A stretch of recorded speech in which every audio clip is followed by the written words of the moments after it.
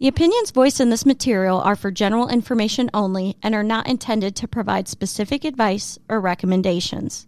To determine which investments may be appropriate for you, consult with your financial advisor.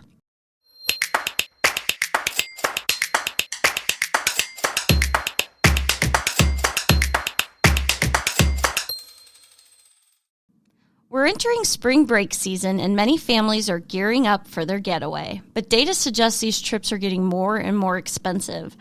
According to a report from Squaremouth, a travel insurance marketplace, the average insured trip cost for spring break this year is $8,306. That's up 26% from last year. During a time when inflation, record-breaking credit card debt, and higher costs of living are impacting so many Americans, what should you consider before booking your trip? Joining me today is John Jones of Heritage Financial.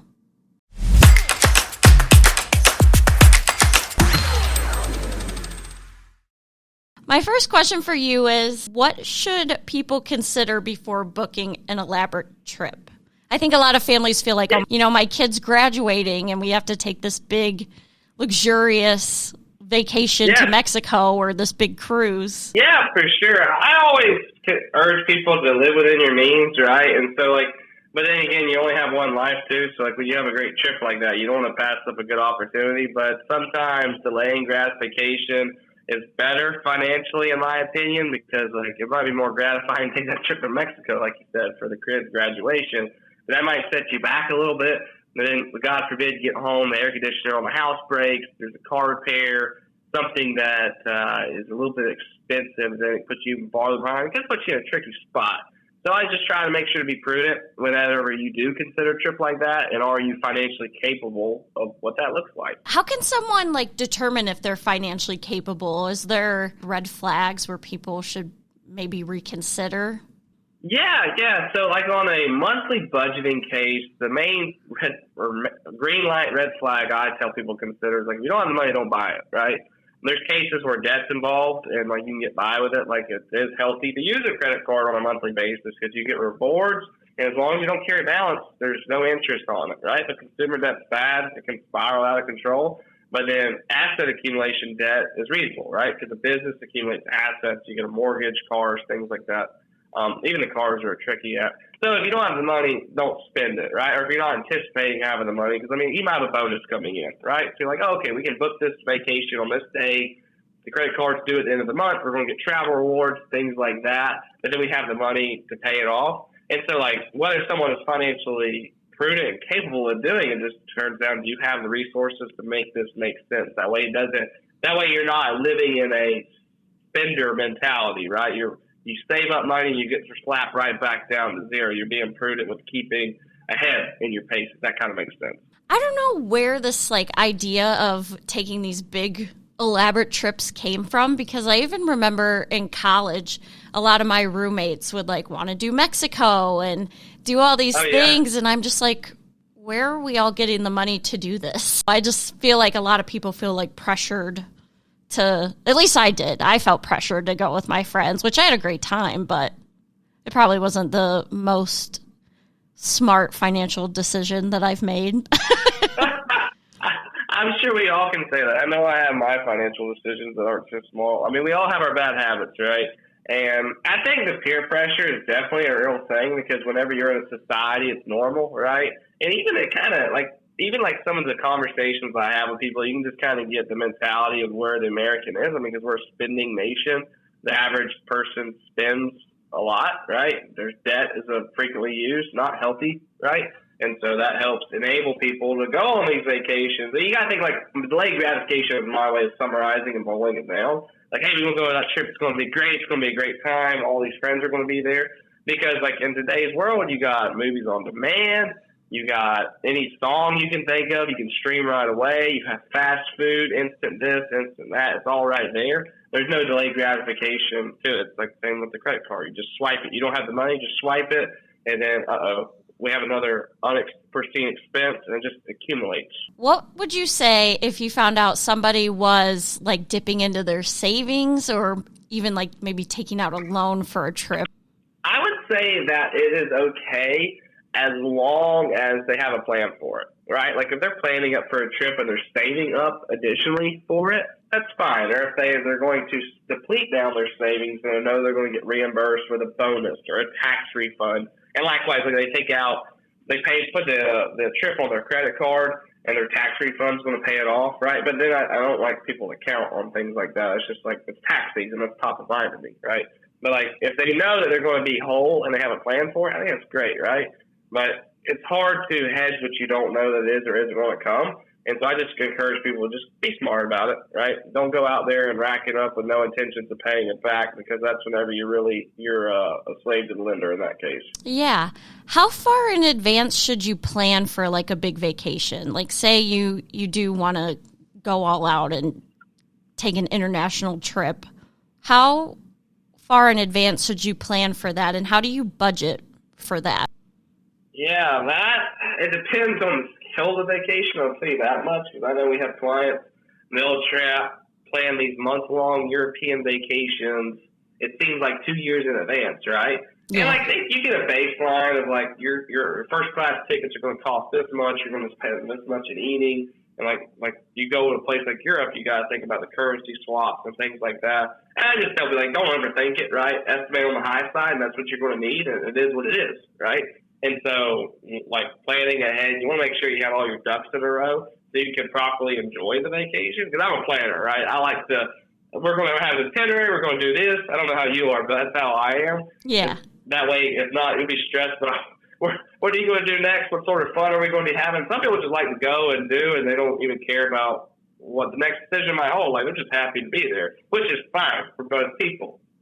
But just taking it into consideration for the individual, what's best, I encourage having a little more leeway over less is good, but it just really depends on where you're going and what is needed for it overall. And like same with like the spending timeline.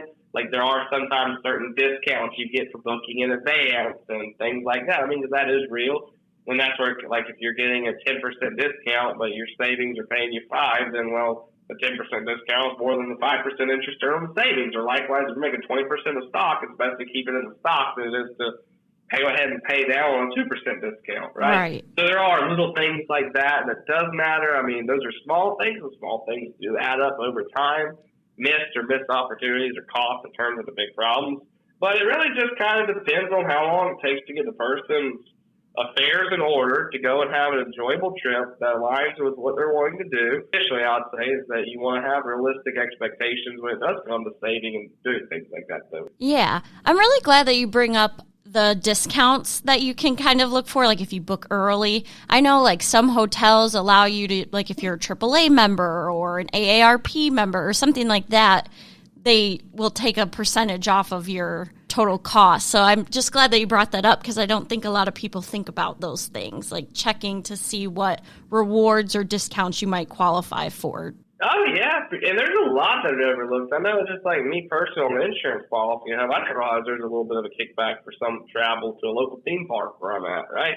And so like there's often a lot of associations you're part of indirectly for certain reasons. Like you'll get little promotional discounts at various places, and if you kind of bundle those the promotional discounts you have across various products together, I mean, that kind of adds up, right, in a meaningful way, or you might go have another steak dinner and have takeout one night while you're on these vacations. I'm glad that you bring that up, too, because I feel like eating is a big cost that you don't really think about maybe ahead of time. Do you have tips on maybe like where you can cut costs on while you're on your trip? Oh, my. I'm not the right person to ask on that, but I'm a foodie.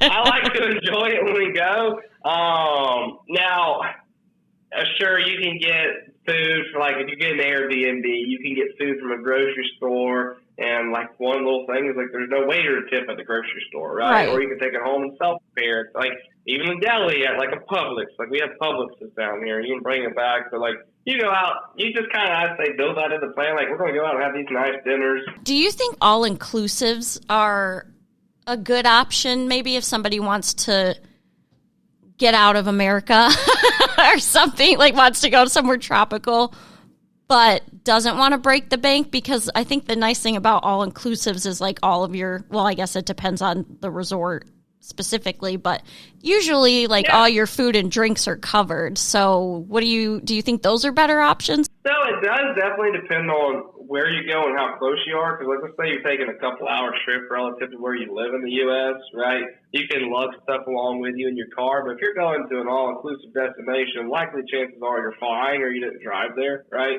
Or it's far enough where things will be perishable or you can't really have accessibility. And so, you want to go to a nice place and you have frequently saved up to be able to have these things. It's not a bad thing, right? I just tell people, you want to shop around and try to do your research, right? Because, things change in one place. One host might be better than another or a location, right?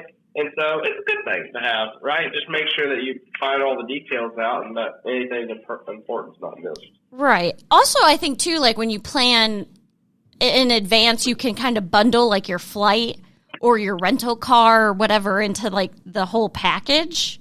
But I know you kind of have to be careful with that, too, because those are, third-party sites, and sometimes things may not be booked the way that you thought they were originally, you know? I've heard horror stories of people being like, I booked a hotel room through, I'm trying to think of one of the sites, Booking.com, for example. And, the reservation won't be what they expected. They thought they were going to get a 2-queen bedroom, and it turns out there's only a king available. So you definitely kind of have to take extra caution, I guess, if you're booking through a third-party site. Yeah, no, I agree. And you just got to think it's an extra set of hands that has to go through before it gets to the final place. And so with it being the theme of tax season right now, I think of we have people that bought laptops and office equipment last year. I know our office did. We bought some laptops as a tax deduction. But we bought them directly from I have an HP laptop right here. We bought from HP's website, right? Yeah. Whereas you could have went to Amazon and bought it. Think of that as the booking.com, right? Or you could go straight to Hilton's website and book it. And so it just depends on is the individual more of a micromanager and they want to make sure it's seen through or they trust the process. But be diligent, do your research, and make sure it goes through correctly. Yeah, because you could be getting a better deal, through a third party, but that doesn't mean you're booking what you thought. What are maybe some alternative ways people can what am I saying? What are some alternative ways that people can spend spring break without breaking the bank? Yeah, there's things that you can do to be thrifty. We already mentioned one, and that's bundling venues and items together. And another one we mentioned already is being thrifty with how you eat. Because frankly, food and drink is a very big budget item whenever you do travel, aside from the venue and the transportation costs, right?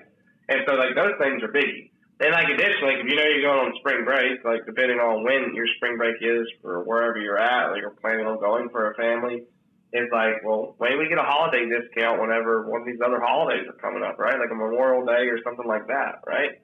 Right. And that can help out. And then there's these promotions that you have we've already talked about. You have credit card and travel. You might have miles booked up, right? And so you can cash in some of those rewards that you have and try to go have spring break on a budget. I also think, too, and I guess it probably depends on, what state you live in, but, I think even, maybe doing a spring break trip in your own state, exploring, a place you haven't been, or if there's, a national park or something like that. You don't have to be, I guess what I'm trying to say is, all elaborate and, have this luxury trip. There are ways that you can, if you're tight on money, still have a good time, but be smart about it. Yeah, for sure. Because I can't tell you how many times where we went on trips for a weekend, a week, and it didn't break the bank at all. Because, where we were at in Central Florida, for, one simple example, I know everybody where they're at in the U.S. is completely different. We make a day trip to the beach and drive there within 3 hours, right?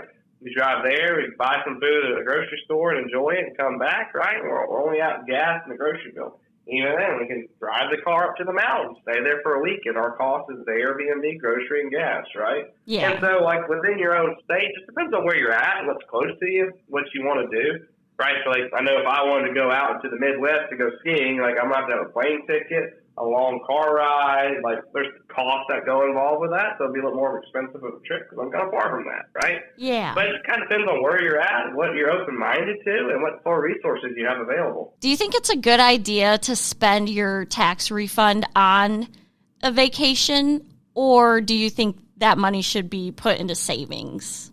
Yeah. So that ultimately just depends. So I hate a tax refund, first and foremost, because you're getting your change back at the end of the day. I mean, sometimes you got the child tax credit and things like that, but like if it's calculated properly, you should be pretty close to zero, right? Yeah. But people get refunds back, and nonetheless, it's a big thing that a lot of people look forward to, right? And so on the savings side, I mean, some people dump all their refund into their IRAs for the year, max out the contributions, or partially put in their savings account. But a real diligent way that we found in our office for individuals to be saving when they're accumulating in their early accumulation years is just save a percentage of all income you come into, right? So if you get a $1,000 tax bill and your goal is to save 20%, park $200 at your savings account, your brokerage account, your retirement account, wherever that's most applicable for that person's financial plan and situation. And then, yeah, you can use it. I mean, you can't take it with you, so it's one of those things that you never promise tomorrow. You don't want to shortchange any experience. You want to make the best of what you can. So having a percentage set aside can be prudent for balancing both the savings and the be able to take access of what you want to do in life too. Yeah. It's probably not like a good idea to assume though, like, oh, I'm going to get a refund, so let me go ahead and book this trip, and then, I'll use my refund to pay off, what I put on my credit card. Like, you should probably definitely wait until you get that refund before counting on it. Yes. All too often I see individuals who count on that refund, and frankly, it's just because they're uneducated, right? They just don't know that taxes are math at the end of the day. And so you have your incomes, you get your deductions, and you owe your tax, and then you have your prepayments and credits, right? And so the bottom line is what you either owe or get a refund. So a lot of times people don't change it, and it's like a refund. Like the end of this year, the tax law sunsets, and it goes higher. So we'll see what happens after that. But in the same case, it's like, well, if they don't plan for it, it may or may not be the same. It kind of goes back to one of those things, like unless you have it and it's almost sure enough guaranteed, like you prepared it and you just then click the file button, then yeah, you might go ahead and put the vacation on the credit card. But until like you've prepared it and what you're coming into, almost for a fact, I would strongly hesitate booking a very expensive, elaborate trip if it's going to financially set you back if you in turn were to owe taxes that year instead, right? I mean, because that's very problematic. You book a trip with no refunds and you owe a tax bill rather than getting a refund.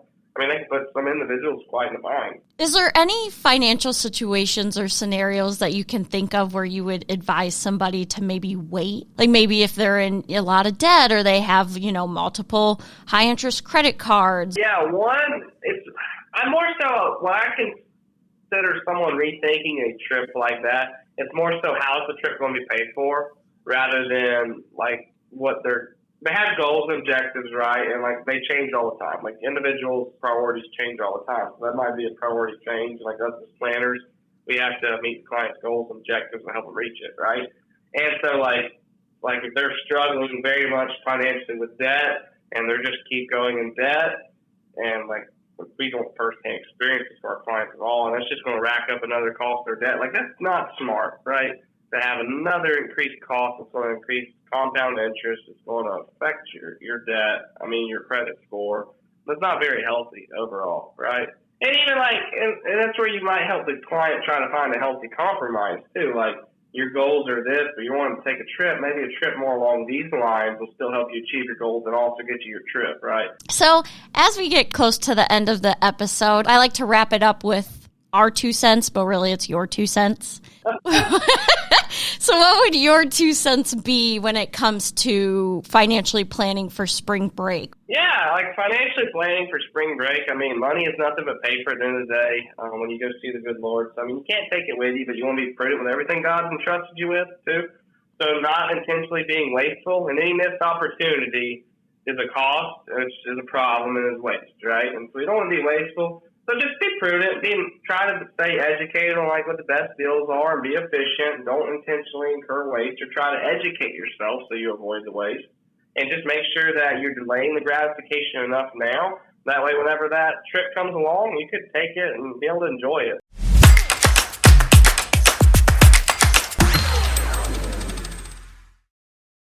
All right, that does it for this edition of Not Your Father's 2 Cents. Sources used in this episode will be linked in the description.